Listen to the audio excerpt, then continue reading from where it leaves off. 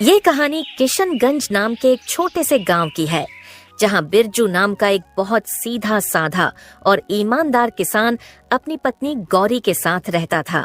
बिरजू की मालिया हालात बहुत खराब थी। वो गांव के बड़े बड़े जमींदारों के खेत में मेहनत मजदूरी करता था। बिरजू कभी किसी के खेत में काम करता था तो कभी कभी किसी के घर पर जाकर साफ सफाई का काम भी करता था, ताकि उसके घर का खर्चा अच्छे से चल सके। बिरजू इतनी मेहनत करता था, पर फिर भी उसके पास इतने पैसे नहीं बच पाते थे कि वो अपने और अपने पत्नी के लिए अच्छे से 2 वक्त की रोटी का भी इंतजाम कर सके। जैसे जैसे समय बीतता गया, उसकी मालिया हालात और खराब होती गई। इसी बीच बिरजू अपनी पत्नी से बोलता है, गौरी, मुझे माफ कर देना। मेरी वजह से तुम्हें भी इतनी सारी परेशानियों का सामना करना पड़ रहा है। नहीं जी, आप ऐसे क्यों बोल रहे हो? मैं जैसी भी हूँ बहुत खुश हूँ। नहीं गौरी, मुझे नहीं लग रहा है। मेरी इस गरीबी ने मेरे साथ तुम्हें भी पिस के रख दिया है। आप इतने परेशान क्यों हो रहे हो? आप जितना भी कमा रहे हो, हम उसमें ही गुजर बसर कर लेंगे। और अगर आपको इतनी चिंता हो रही है तो अब से हम दोनों मिलकर और मेहनत करेंगे। आपके साथ साथ मैं भी आस पड़ोस के लोगों के यहाँ छोटा मोटा कोई काम देख लेती हूँ। नहीं गौरी, मैं तुम्हें पहले ही बहुत परेशान कर चुका हूँ, और अब तुम किसी और के यहाँ काम करो, ये मैं नहीं देख पाऊंगा। तो आप सब चिंता छोड़कर अपने काम पर ध्यान दीजिए और मेहनत करिए। बाकी सब ऊपर वाले के भरोसे छोड़ दीजिए। पर मैं भी क्या करूं? मैं कितनी भी मेहनत क्यों ना करूं, मुझे मेरे मेहनत के हिसाब से यहाँ कोई मजूरी देता ही नहीं है। अब तो पहले की तरह काम भी नहीं मिल रहा है। गौरी, मैं सोच रहा हूँ कि अब शहर जाकर काम करूं। यहाँ दिन रात मेहनत करता हूँ, लेकिन हमें सही से 2 वक्त की रोटी भी नसीब नहीं होती है। शहर में मेहनत करूंगा तो कम से कम पैसे तो ज्यादा मिलेंगे। पर आप शहर चले जाओगे तो मैं यहाँ अकेली कैसे रहूंगी? आपके बिना यहाँ मेरा कोई नहीं है। मैं समझता हूँ गौरी, पर कुछ ही समय की बात है। मुझे जैसे ही अच्छी नौकरी मिल जाएगी तो मैं वहां 1-2 साल कमाकर कुछ पैसे बचा लूंगा। फिर उन पैसों से यह गांव में कोई दुकान खोल लूंगा, ताकि तुम्हारे साथ रह सकूं। नहीं जी, मुझे ज्यादा पैसों का लालच नहीं है। अभी मैं जिस हाल में हूँ मैं उसी में खुश हूँ। मैं तुम्हारी भावनाओं को समझ रहा हूँ गौरी, लेकिन हमारी हालत देखकर मुझे कुछ ना कुछ तो करना ही होगा। ठीक है, अगर आपको यही सही लग रहा है तो जाइए, लेकिन अपना ख्याल रखना। मैं आज आपका सामान बांध देती हूँ, आप कल चले जाना।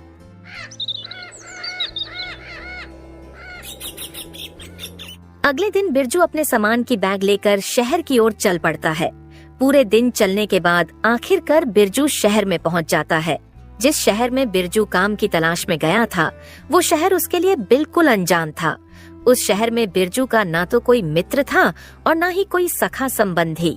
चलो, अब यहाँ आ तो गया हूँ, पर काम ढूंढने से पहले सर छुपाने के लिए कोई जगह ढूंढ लेता हूँ, ताकि आज रात तो कहीं रुक सकूं। बिरजू सबसे पहले आसपास में दिख रहे होटलों में जाकर वहां रहने के लिए बात करने जाता है, पर वो वहां से हताश होकर बाहर आ जाता है, क्योंकि बिरजू के पास इतने पैसे नहीं थे कि वो वहां का किराया दे सके। बाप रे बाप, इतना किराया एक रात रुकने का! इतने में तो मैं पूरे महीने का राशन खरीद लूं घर का। आखिरकार होटलों के चक्कर मार मार के वो परेशान हो जाता है। एक काम करता हूँ, इन होटलों में रहने से अच्छा किसी भाई के यहाँ रुक जाता हूँ। कम से कम मेरे कुछ पैसे तो बच जाएंगे। फिर बिरजू वहाँ से आसपास में दिख रहे घरों में जाकर रहने के लिए बात करने जाता है। बिरजू जब एक घर के पास पहुँचा तो वहाँ पहले से उस घर का मालिक बाहर बिस्तर लगाकर बैठा होता है।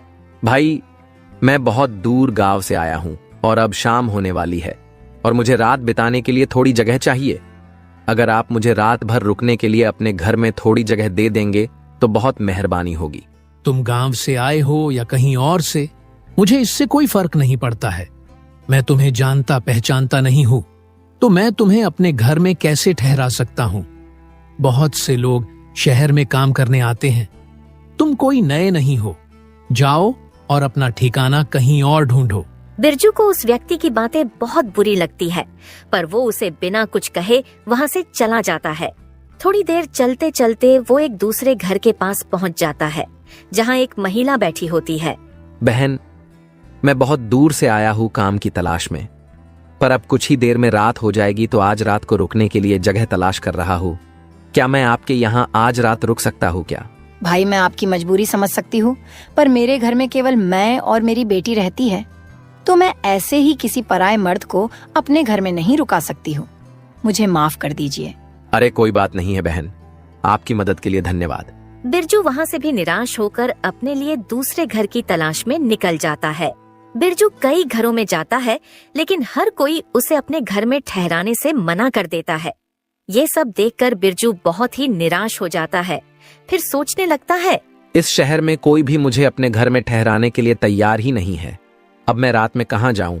मेरी तो कुछ समझ में ही नहीं आ रहा। जब इस शहर में मुझे रुकने के लिए कोई घर ही नहीं मिल रहा, तो मुझे इस शहर में काम कैसे मिलेगा? बिरजू ये सब सोच ही रहा था, तभी उसकी नजर पास वाली एक झोपड़ी पर पड़ती है।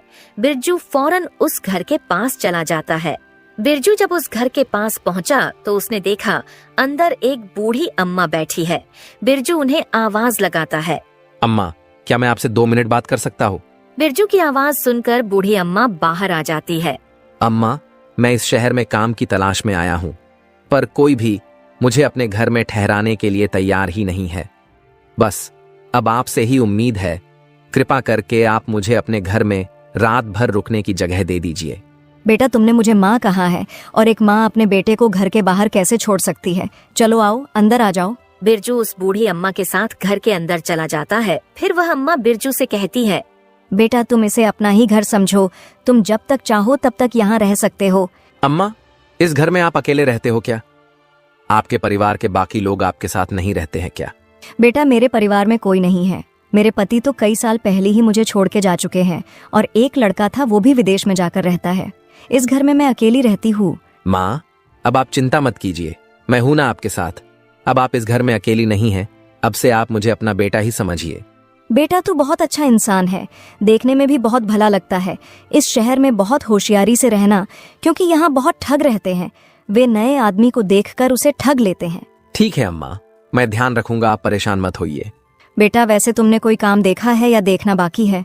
अम्मा, मैं कल शहर में नौकरी ढूंढने जाऊंगा और हो सकेगा तो आपके घर के आसपास में ही किराए पर घर ले लूंगा, ताकि आपके आसपास रहकर आपकी देखभाल कर सकूं। नहीं बेटा, तुम्हें किराए पर दूसरा घर लेने की जरूरत नहीं है। तुम जब तक चाहो मेरे इस घर में रह सकते हो, क्योंकि तुम रहोगे तो कम से कम मुझे ऐसा लगेगा मेरा बेटा मेरे पास है। हाँ अम्मा, ये तो बहुत अच्छा रहेगा, पर मैं एक शर्त पर आपके घर पर रुकूंगा कि मैं जो किराया किसी और को देने वाला था वो मैं आपको दूंगा। ठीक है बेटा, चलेगा। फिर क्या था, बिरजू अम्मा के साथ उनके घर पर रुक जाता है और आज की रात वो उनके यहाँ खाना वगैरह खाकर सो जाता है।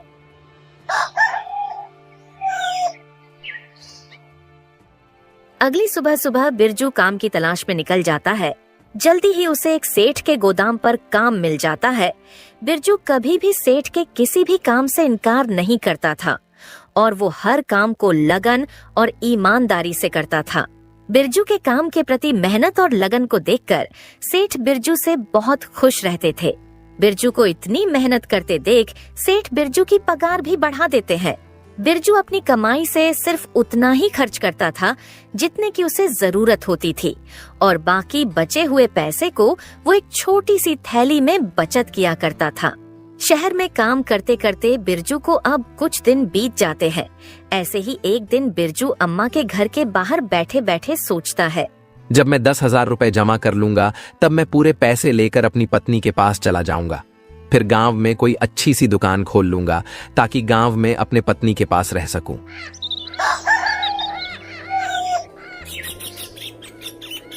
ऐसे ही देखते देखते 2 साल बीत जाते हैं। बिरजू बहुत मेहनत करता है और थोड़ा थोड़ा करते करते 10,000 रुपए जमा कर लेता है। एक गरीब आदमी के लिए 10,000 रुपए बहुत बड़ी कीमत होती है, इसलिए बिरजू अम्मा से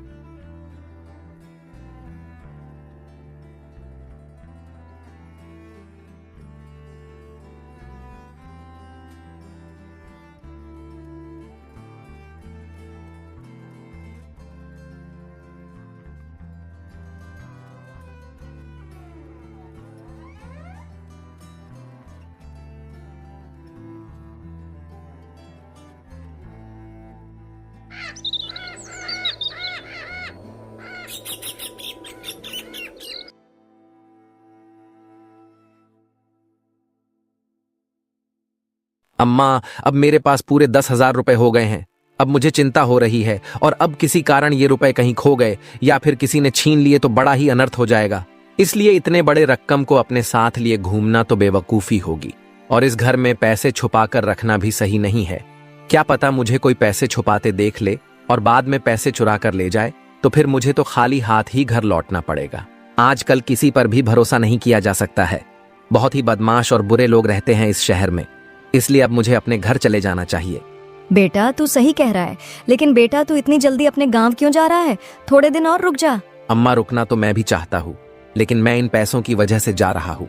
बेटा तू एक काम कर, तू इस शहर के मशहूर जमींदार गिरिधर लाल के पास चले जा और अपने पैसे तू उनके पास रख दे, और जब तुझे घर जाना होगा तब तू अपने पैसे गिरिधर लाल से वापस ले लेना।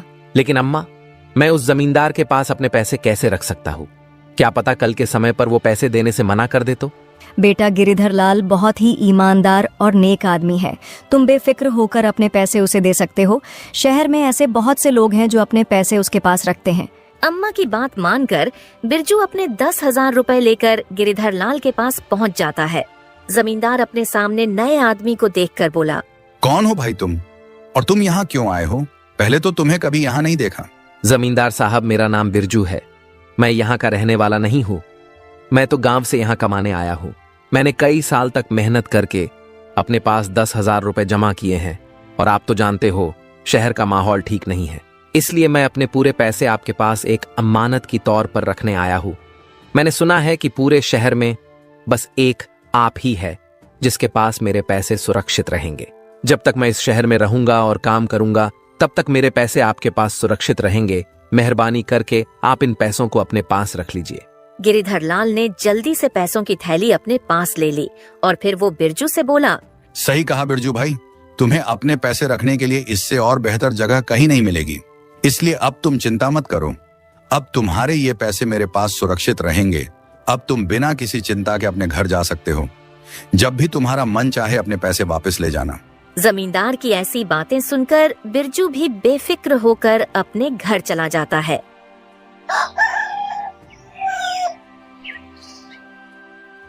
फिर कुछ समय और बीत जाता है। देखते देखते और एक साल निकल जाता है। बिरजू अपने काम में मग्न रहता है। ऐसे ही एक दिन बिरजू जब पलंग पर बैठा हुआ था, तभी उसे उसकी पत्नी गौरी की बहुत याद आने लगती है। अब बहुत समय हो गया है।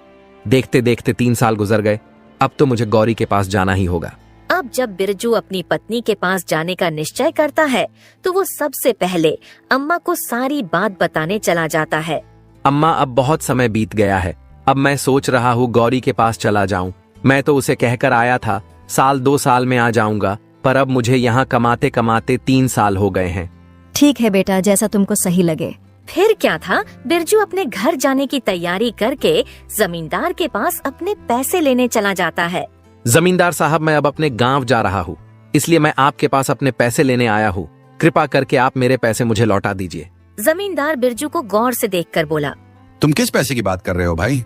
तुमने कब मुझे पैसे दिए थे? जमींदार की ये बात सुनकर बिरजू के होश उड़ जाते हैं। साहब, मैंने कुछ समय पहले ही तो आपके पास 10,000 रुपए अमानत की तौर पर रखे थे। 10,000 रुपए? अरे इतनी बड़ी रकम है जो तुम्हारे 7 पीढ़ियों ने भी देखी नहीं होगी। वैसे तुम्हारे पास कहां से इतने पैसे आ गए, और तुम्हारे पास क्या सबूत है कि तुमने मुझे 10,000 रुपए दिए थे? साहब, मेरे पास कोई सबूत तो नहीं है, पर लोग कहते हैं कि आप बहुत ईमानदार हो, इसलिए मैंने पैसे देते वक्त आपसे कोई प्रमाण नहीं लिया था। बिरजू जमींदार को अपने 10,000 रुपए की याद दिलाने की बहुत कोशिश करता है, लेकिन जमींदार बिरजू की एक बात नहीं सुनता है। जमींदार अपने नौकरों को बुलाता है और फिर अपने नौकरों से कहता है, ये कोई बहरूपिया है और झूठ बोलकर मुझे बदनाम करना चाहता है। इसे मेरे घर से धक्के मारकर बाहर निकाल दो, और याद रहे ये दोबारा मेरे घर में न घुसाए। आखिरकार जमींदार के नौकर बिरजू को उसके घर के बाहर निकाल देते हैं। जमींदार के घर के बाहर आने के बाद बिरजू सोचता है, अब मैं क्या करूंगा? जमींदार ने तो मेरे मेहनत की कमाई हड़प ली है और मेरे पास उनके खिलाफ कोई प्रमाण भी नहीं है। अब मैं क्या करूं? कमजोर और लाचार बिरजू रोते हुए बूढ़ी अम्मा के घर की ओर चल पड़ा। बूढ़ी अम्मा के घर की तरफ जाते हुए बिरजू फिर से वही बात दोहराने लगा।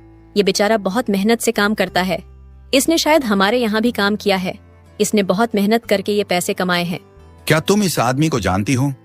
फिर तो किसी बात की चिंता करने की जरूरत ही नहीं है। मैं अभी इस गरीब के पैसे इसे दे देता हूँ।